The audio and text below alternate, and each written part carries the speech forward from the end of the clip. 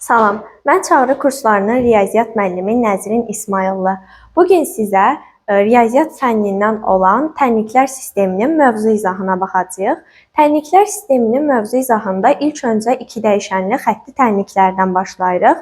İki dəyişənli xətti tənliklər AX üstəgəl BY bərabərdir C şəklində olan tənliyə iki dəyişənli xətti tənlik deyilir. Burada A və B hər hansısa ədədlərimiz, x və y isə dəyişənlərimizdir. Məsələn, deyək ki, 2x çıxılsın 5y bərabərdir 3-ə.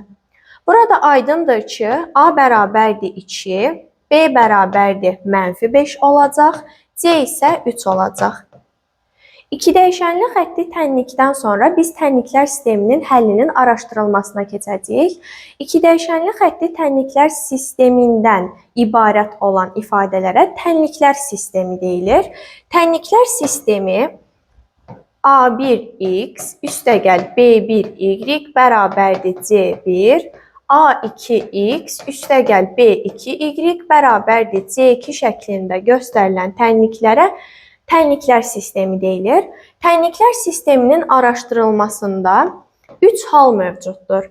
A1 bölünsün A2 bərabərdir B1 bölünsün B2, o da bərabərdir C1 bölünsün C2 olarsa, burada tənliklər sisteminin sonsuz sayda həlli var. İkinci hal, əgər A1 bölünsün A2 fərqlidirsə, B1 bölünsün B2-dən tənliklər sisteminin yeganə həlli var.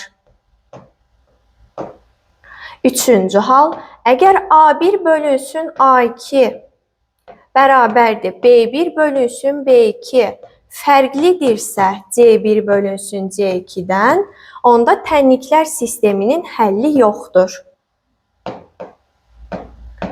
Tənliklər sisteminin həllinin araşdırılmasına aid bir misala baxaq.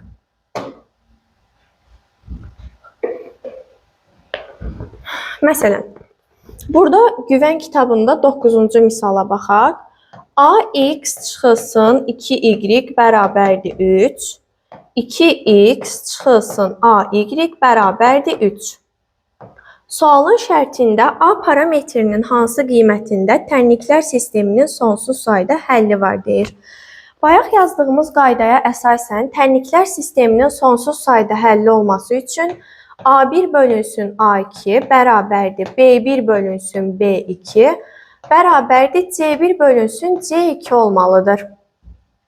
Ona əsasən x-in qarşısında duran əmsalımız, yəni A1 bərabərdir A-ya, A2 bərabərdir ikinci iki dəyişənli xətti tənlikdə x-in qarşısında duran 2-yə.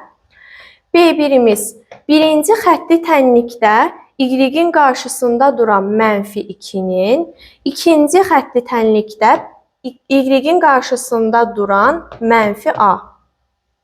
Eyni qayda ilə birinci xətti tənlikdə C1-imiz 3-dür, ikinci xətti tənlikdə C2-miz də 3-dür. Tənliklər sisteminin həlli qaydasından istifadə edərək sonsuz sayda olması üçün ifadələrin nisbətlərini bir-birinə bərabər edəcəyik. A1-in yerinə A bölünsün, A2-nin yerinə 2 bərabərdir, B1-in yerinə -2, B2-nin yerinə -a bərabərdir, C1-in yerinə 3, C2-nin yerinə isə 3 yazacağıq. Və birinci və ikinci tənliklərlə ikinci və üçüncü nisbətləri bir-birinə bərabərləşdirib tapacağıq.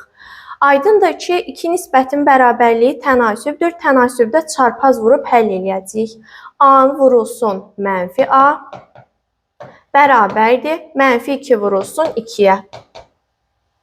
A-nı -a-ya vuranda -a-nın kvadratı bərabərdir -2 vurulsun 2 -4. Hər tərəfi mənfiyə vursaq, A kvadratı bərabərdir 4 olacaq. Aydındır ki, A kvadratı 4-dürsə, A bərabərdir kök altında 4, müsbət mənfi kök altında 4 olacaq. A da bərabərdir müsbət -2 olacaq. Birinci hissəni həll etdikdən sonra ikinci hissənin həllinə keçəcəyik. Mənfi 2-ni yenə nisbət qaydasından istifadə edərək tənasübdə çarpaz vururuq. 3-ü mənfi a-ya vuranda mənfi 3a bərabərdir. Mənfi 2-ni 3-ə vuranda mənfi 6. Eyni qayda ilə a-nı buradan tapdıqda mənfi 6-nı mənfi 3-ə böləcəyik. Cavab 2 alınacaq. Birinci həldə a-nı müsbət mənfi 2 tapdıq, ikincidə 2 tapdıq. Deməli, hər ikisində eyni cavab müsbət 2 olduğundan a-mız 2-yə bərabər olacaq. Yəni, cavabımız a parametrinin 2 qiymətində tənliklər sisteminin sonsuz sayda həlli var. Tənliklər sisteminin həllinin araşdırılmasından sonra biz keçirik y bərabərdir k1x üstəgəl b1, y bərabərdir k2x üstəgəlinsin b2 düz xətlərinin araşdırılmasına. Eyni qayda ilə 3 hal mövcuddur.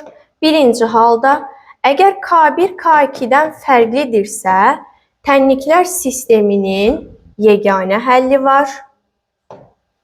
Eyni qayda ilə, əgər k1 k2-yə bərabər, b1 b2-yə bərabərdirsə, tənliklər sisteminin sonsuz sayda həlli var.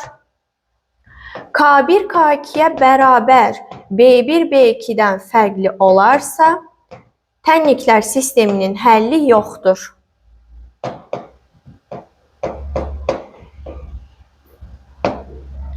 Tənliklər sisteminin həllinin araşdırılmasında bizdə iki üsul mövcuddur. Əvəz etmə üsulu və toplama üsulu. Əvvəlcə əvəz etmə üsulundan başlayaq. Əvəz etmə üsulu ilə tənliklər sistemini həll etmək üçün əvvəlcə biz tənliklər sistemində x və yaxud da y-in hər hansısa bir dəyişənin tapıb, sonra gətirib digər tənlikdə x və y ilə əvəz edəcəyik. Sonda isə x və y-lərin cavabını tapdıqdan sonra hər hansısa bir tənlikdə yerinə yazıb digər dəyişəni tapmaq lazımdır. Məsələn, buna aid bir nümunə işləyək. Tənliklər sistemində əvəz etmə üsuluna aid bir misala baxaq. 2x üstəgəl y bərabərdir 7, x üstəgəl 3y bərabərdir 6. Tənliklər sistemini əvəz etmə üsulu ilə həll edək. Tənliklər sistemini əvəz etmə üsulu ilə həll etmək üçün əvvəlcə hər hansısa bir tənlikdə x və y-i tapmaq lazımdır. Məsələn, ikinci tənlikdə x-i tapsaq, x bərabər olacaq 6 çıxılsın 3y-ə. X-i tapdığımız üçün gətirib birinci tənlikdə yerinə yazsaq, 2 vurulsun, x-in yerinə 6 çıxılsın 3y, üstəgəl y bərabərdir 7 yazacağıq. Vurmanın paylama xassəsinə əsasən 2-ni 6-ya və 3y-ə vururuq. 2 vurulsun 6, 12, çıxılsın 2-ni 3y-ə vuranda 6y, üstəgəl y bərabərdir 7-yə. İkinci tənliyimiz isə olduğu kimi qalsın. X bərabərdir 6 çıx 3y-ə. Birinci tənliyi sadələşdirək. 12 qalsın olduğu kimi. Mənfi 6y-in üzərinə y gəldikdə mənfi 5y bərabərdir 7-yə. İkinci tənliyimiz isə olduğu kimi qalsın. X bərabərdir 6 çıxılsın 3y-ə. Birinci tənliyi sadələşdirək. 5y-i tapmaq üçün 12-dən 7-ni çıxacağıq, eləyəcək 5.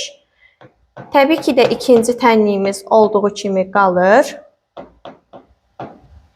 5y 5-ə bərabərdirsə, y-i tapanda 5-i 5-ə bölürük, 1 eləyəcək. X bərabərdir 6 çıxılsın 3y.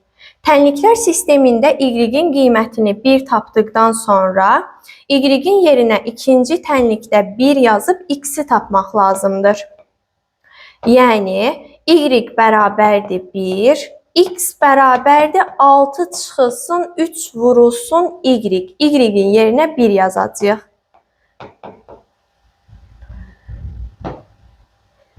Y bərabərdir 1 alınacaq. X isə 3-ü 1-ə vuranda 3, 6-dan 3 çıxdıqda isə 3 alınacaq. Tənliklər sistemimizin həlli 3 və 1 oldu. Bu, əvəz etmə üsulu ilə tənliklər sisteminin həllidir. İndi isə toplama üsulu ilə əvəz etmə nədir? Mən danışıram. Toplama üsulu ilə əvəz etmə nədir? Toplama üsulu ilə deməliydim. Davam edeyim. Toplama üsulu ilə tənliklər sisteminin həllinə baxaq.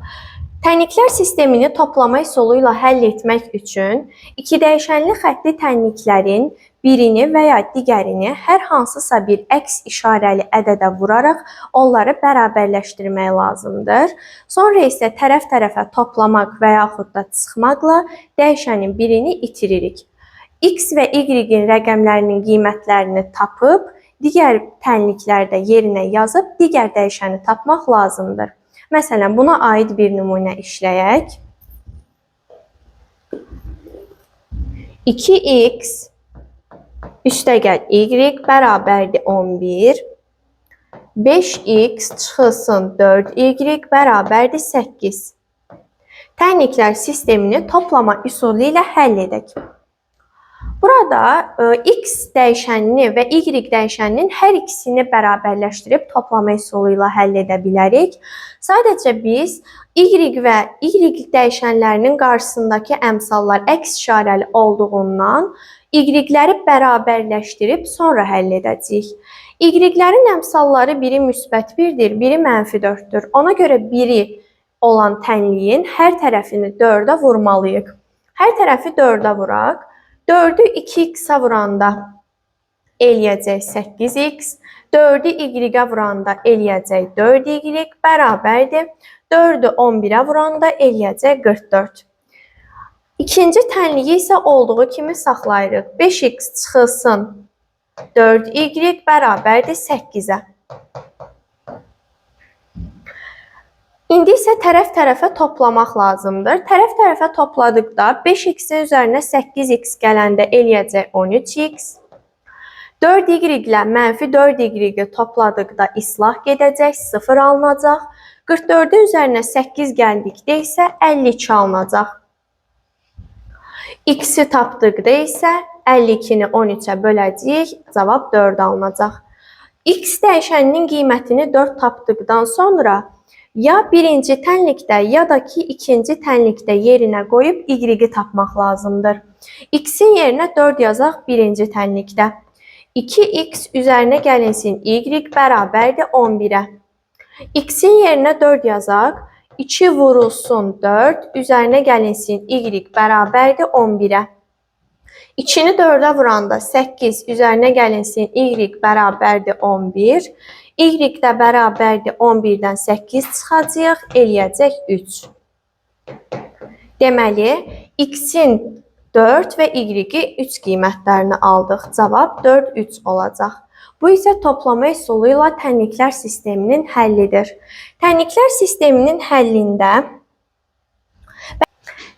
sistemində bir neçə üsuldan bəhs eləyək.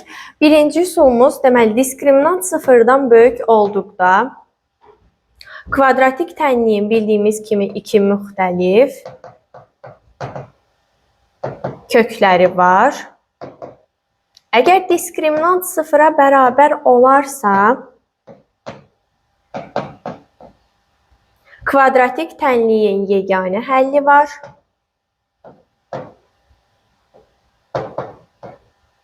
Diskriminant sıfırdan kiçik olduqda isə həqiqi kökü yoxdur kvadratik tənliyin. Tənliklər sistemində buna aid bir misala baxaq.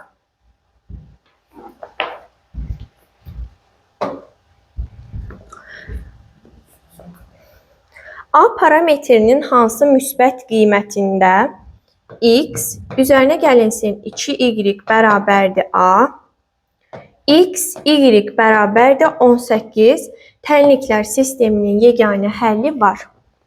Burada x və y-in hər hansısa birini əvəzləmək üsulu ilə əvəz edəcəyik.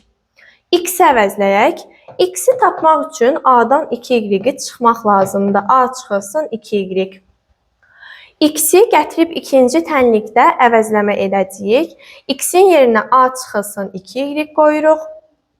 A çıxılsın 2y vurulsun y bərabərdir 18 olacaq. İkinci tənliyi vurmanın paylama xassəsinə görə vururuq. A-nı y-ə vurduqda AY çıxılsın 2y-i y-ə vurduqda 2y kvadratı bərabərdir 18-ə. Tənlikdəki mənfi 2y kvadratı üzərinə gəlinsin AY, 18-i sol tərəfə keçirdikdə mənfi 18 bərabərdir 0 alınacaq.